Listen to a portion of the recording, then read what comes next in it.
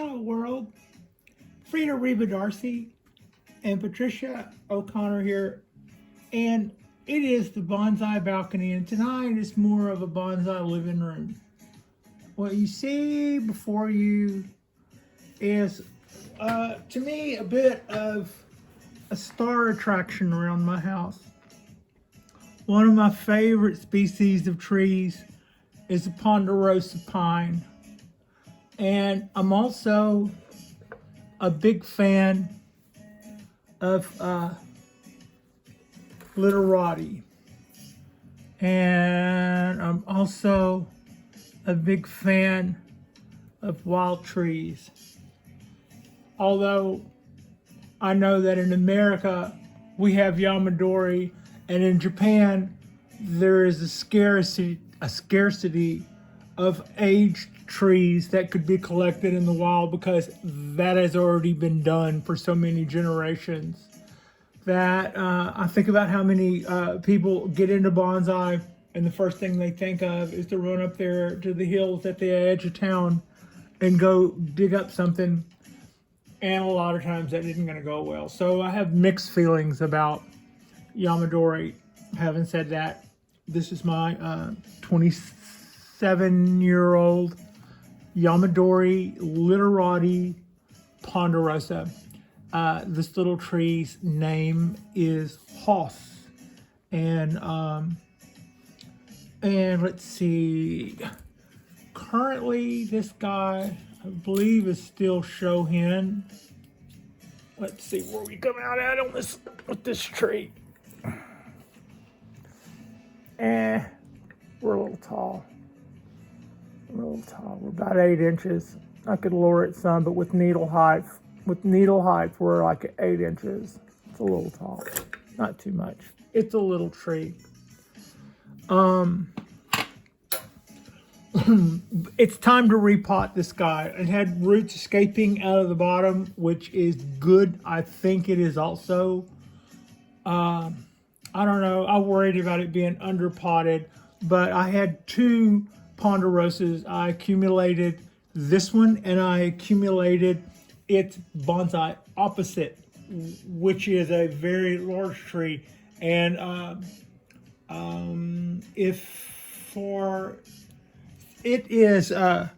so when I got this tree, I also got a large one, and the large one died last summer, and I'm not quite on top of why. Actually, it wasn't in the summer, it died in October. But it also, I lost that tree during one of the wettest Octobers we've ever had. So those two things probably line up. And I'll probably not really know for sure. I'm just biting the bullet on that and going, yeah, that's probably what happened. The wettest October we've ever had, and a tree that's known for being finicky about being overwatered died. So, on the other hand, it died really quick. I kind of wondered if it didn't catch something. But whenever I got my pot back, which can be sometimes seen to the left of that statue on wider shots, the roots didn't smell.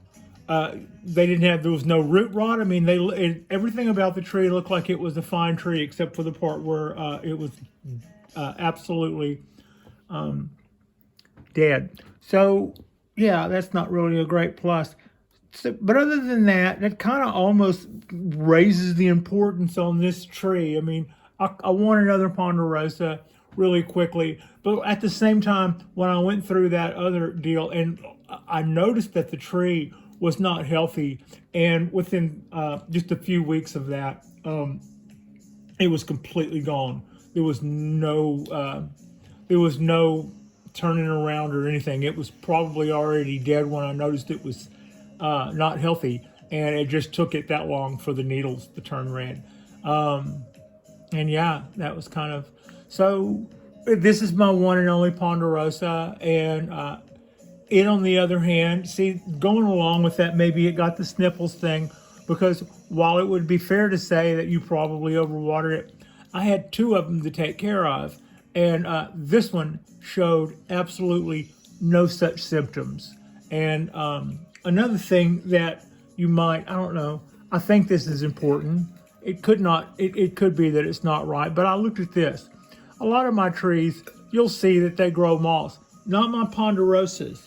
My ponderosas didn't. They didn't get enough water to grow moss, which I think is probably a sign that you're not overwatering your ponderosa. But anyway, it isn't time to water this tree. What it is time, it's time to repot this tree. So I have it here on a humble little dinner plate, and we are just about to dive into this guy, and I'm going to dump all the substrate out on here, and we're going to go in and make a judgment as to what to do with the roots when we get in there. I don't like to bare root things as a rule. So if I take any roots, I won't be taking a whole lot. It's just mainly I'm going to be looking to see what kind of shape the substrate is in, and do the roots that we have enough room to coexist. Other than that, I'm okay with the roots escaping out of the bottom of the little holes, because I think especially with the wee trees, as sometimes call them, that a little hedge against dehydration or whatever is a good thing. So yeah, let's just I guess we can get started.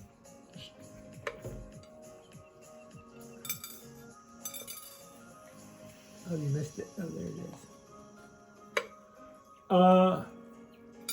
I like this pot. I don't think it's appropriate necessarily. It's the one the tree came in when I bought the tree. And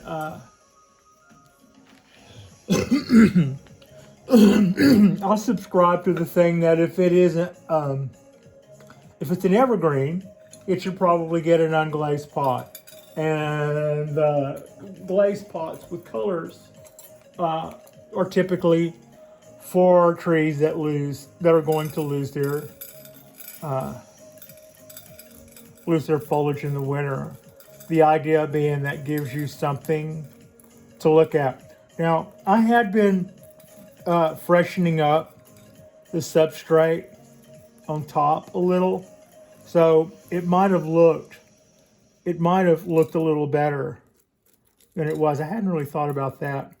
I figured it probably needed to go, and also I didn't know for sure whether or not it did or not, because I've had this tree going on going on 2 years, and I would assume that with a pot this size, it should probably be repotted at least every 3 years, if not every 2 years or 1 year or something like that. I've been listening to some growers here recently, and trying to get a feel for what a good time frame is for Shohin and Mames and the little bean-sized trees. Trying to be careful around the bark. This tree does, well, it doesn't. It kind of has, it looks like it has a reverse taper issue. It flattens out right here at the base. So it doesn't really get smaller. It just flattens out, and from a lot of angles, it kind of gives it a little bit of a reversed taper right there at the base. I'm not going to plant it any deeper. Maybe that'll just be the way this tree is. I love this little tree though. That doesn't really, when it's Yamadori, you don't get to say nature did it wrong. The tree is what the guys who started all of this were basically trying to mimic all those thousands of years ago. Yeah. But it does. It has a little bit. It has a little bit of a reverse taper down here at the bottom. It has a really good shape to it, though. I don't want to I think whoever potted it up probably knew what they were doing as far as trying to keep the dimensions of the tree. So I'm not going to, I've kind of figured out, I believe, how to keep this tree going, water-wise and food-wise and all that. And to that extent, I don't think I would go up on the pot size. I would like to find an unglazed pot this size and those dimensions. I like the shape of the pot too, by the way. So this doesn't have a lot of really loose bark, so we don't really have that to worry about. You see where I'm holding it here at the bottom? I don't think I'm tearing off any bark or anything. I would if I were holding it up there. Probably that would be a little bit more fragile. And I'll take off a little bit of these roots, not a whole lot, because I believe that it's I don't think it's underpotted necessarily, but I believe it's at least marginally potted. You know, that's a tiny pot, and the idea is we don't we want the tree to stay small.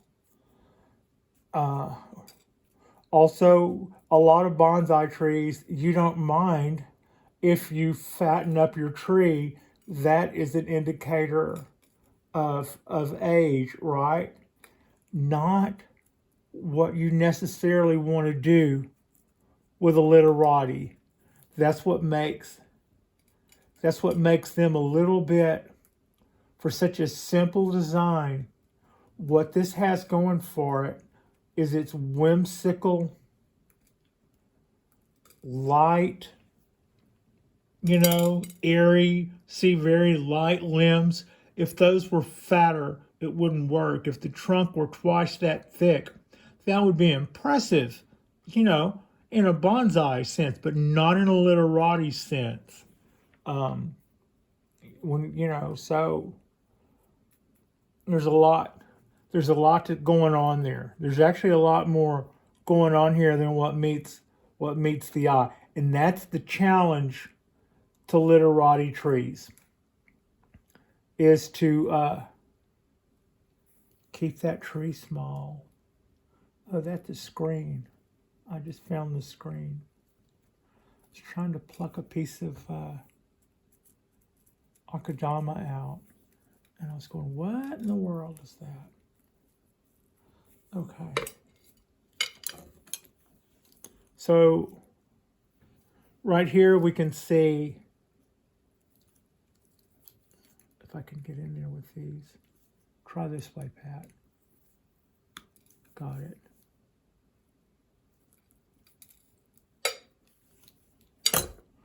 I just cut that piece of wire where the tree had been twisted down.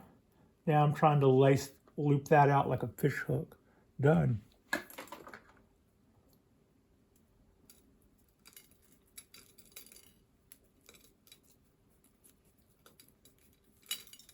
And there's our screen. And how homeschool. That is a piece of actual screen, metal screen. Okay. Cool. All right, Pat. Yeah, I am. At least most of it.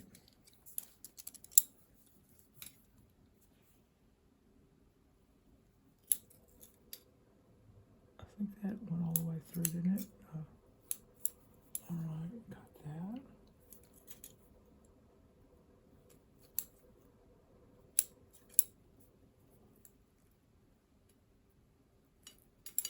Did you notice I didn't just twirl the tree in my hand? I don't want to, I don't want to be rough on that bark. So I basically changed my hold. I didn't just kind of rotate it around like it was All right, that's all I'm taking off there. That still leaves most of the root ball actually here, solid and intact. That little piece of acadon. I'll remove that much. So that takes us back what looks to me like probably, yeah, that's the way that reads on camera too. I was looking at it above camera, and I just wanted to check the lens and see what you guys saw. That looks to me like that should be good. That should be good to go. So with that, let's see. Let's do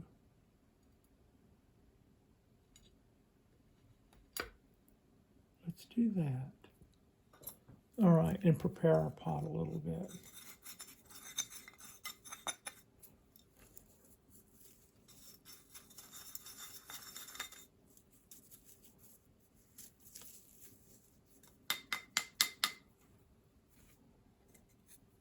That's the pot. There's our little pot. We'll reapply our screen. Wow. And I'm going to go with some, this is just some aluminum wire. I won't waste copper wire to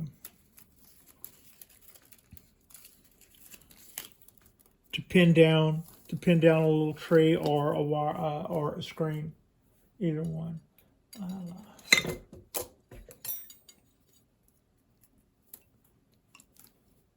Okay, yeah.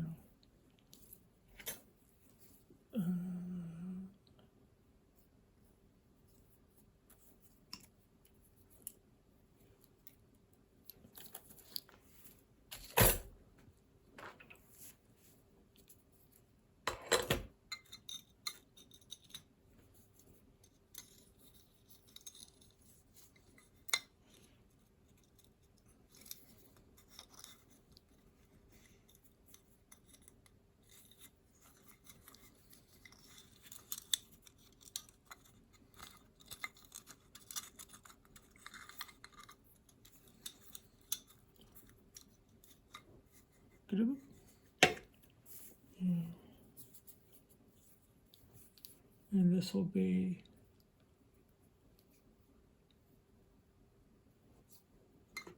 be for our root ball.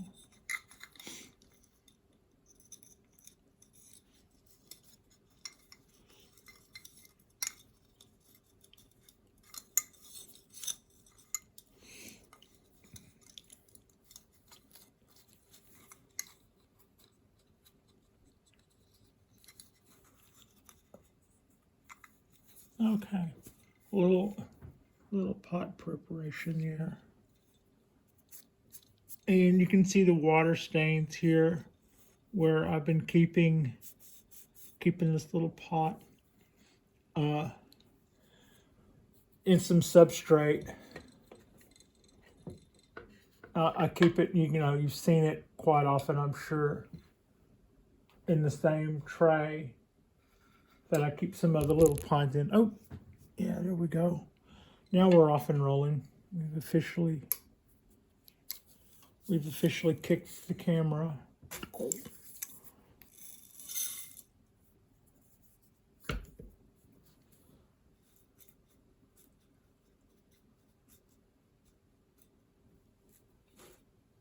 Get ready. Get ready for some more. Good enough.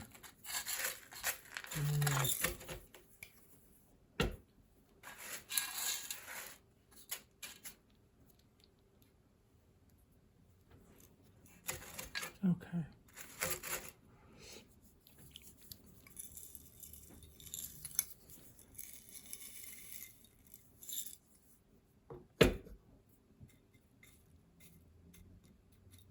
Little more.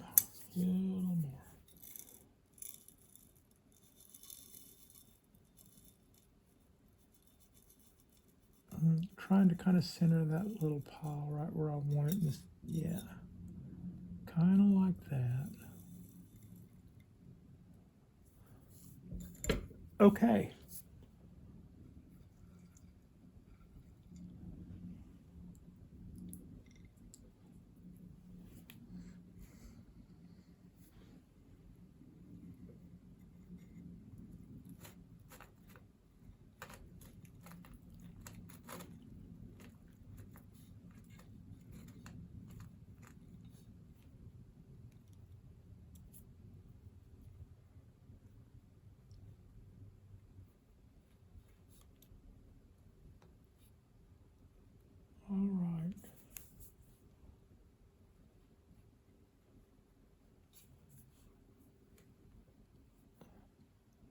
What do you think? What do y'all think? Does it need to go up like this? Like this?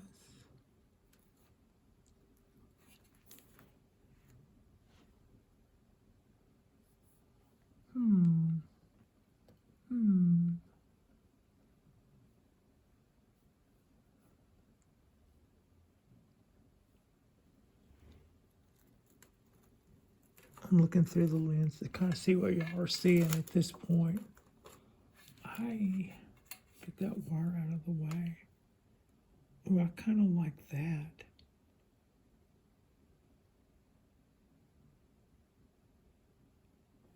I think that's dipping down a little bit more than it was, but I believe I like that. Also, that's showing our root structure a lot more. Don't cut that too short, Pat.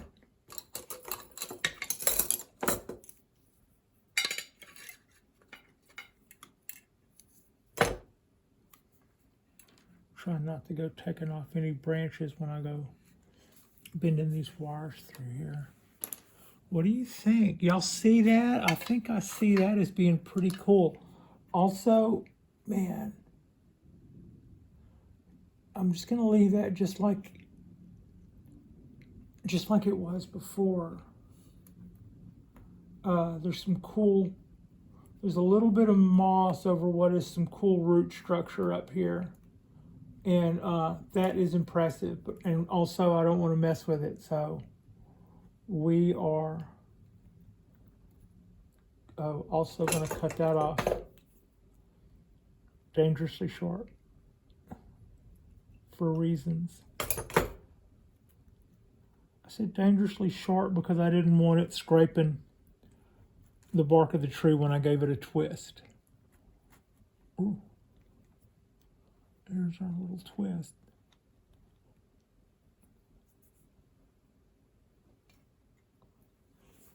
So that was kind of supporting it. I wasn't really giving that much of a squeeze there on that bark.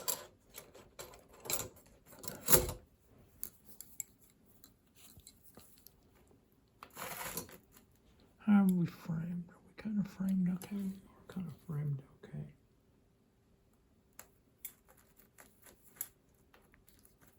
I was just saying that about this in the last video. These pliers are easier to twirl than their American-made counterparts all day long. That wire still isn't tight enough. It's probably loose underneath the bottom of the pot. Yeah, look at that.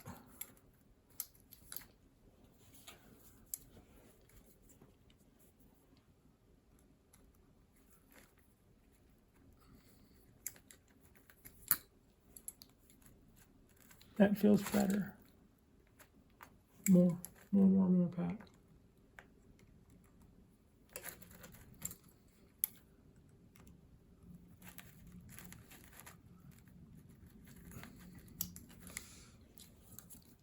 I don't think I changed the angle on that. I'll check it before we move on to our next little thing. Okay. I'm gonna have to watch it. That's not a lot of clearance on there, but golly,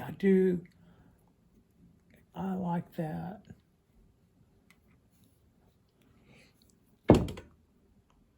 Sorry.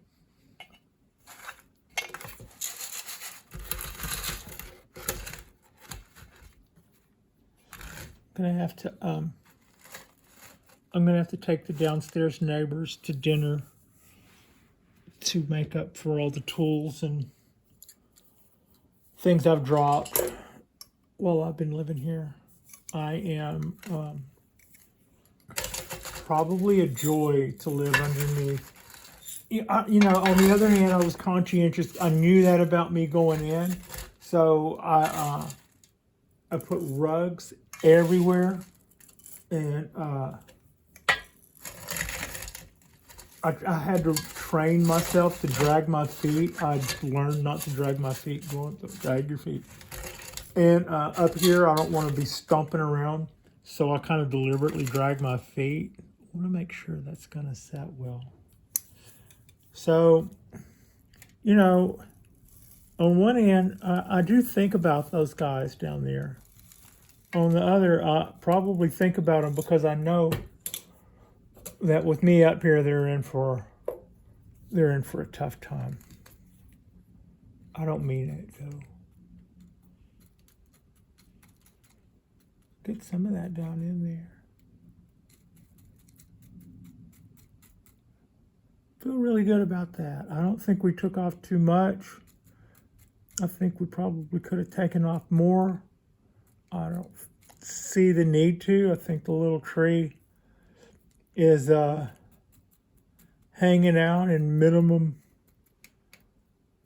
potting, and I have been feeding it and watering it a little so that it would so that this little tree would produce more needles. And by producing more needles and having limited resources potting wise, the idea is that it'll start producing smaller needles at some point when those two things will come to a head, and it'll start making smaller needles.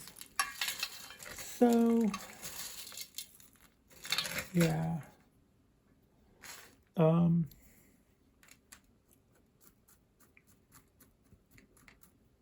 This is Hoss the Ponderosa. Hoss the Ponderosa came from Deadwood, South Dakota. It was collected by a professional who I think lives up there. Andy Smith. And I think it came from like 5,800 feet, 5,800 feet.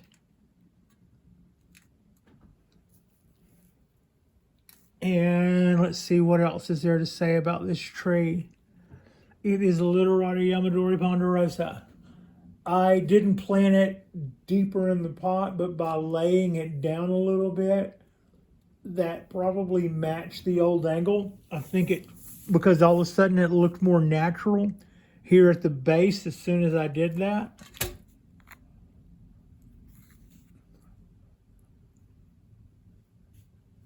There is our tree.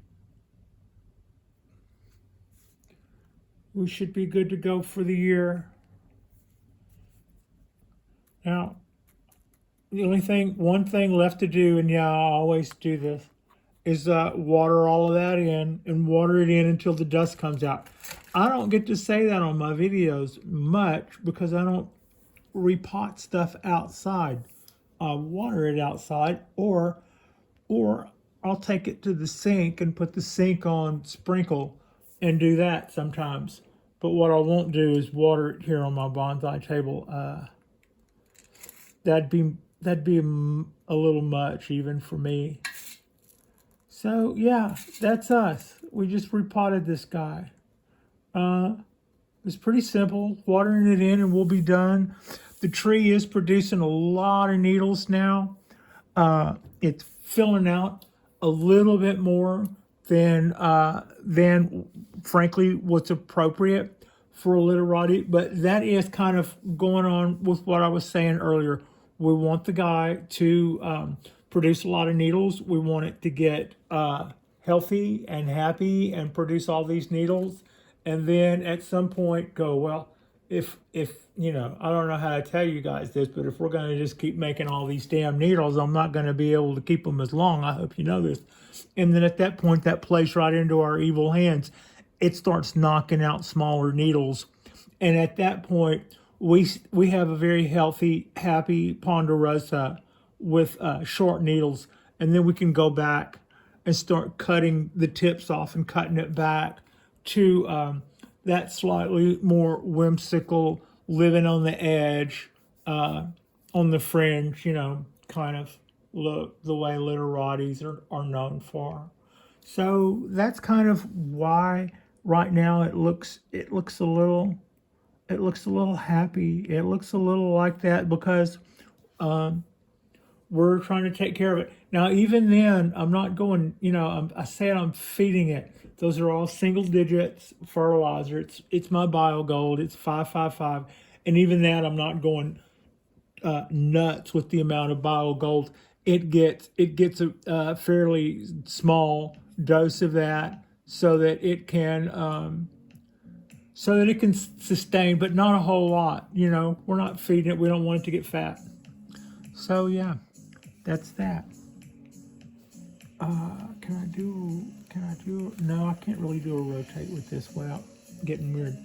Thank you so much for watching. Like and subscribe if you guys haven't already. We'll do another drop in a couple of days. I'm not even sure how long it's going to take this one to upload. We are currently uploading another one as we speak, a short that I shot earlier today on tools and roots. Tools with a little bonus time for roots. So you guys are going to want to check that out. And Jay, we're thinking about you, and that's Jay at Blue Jay Bonsai. We are thinking about you and want to see you back real soon. And thank you so much for watching.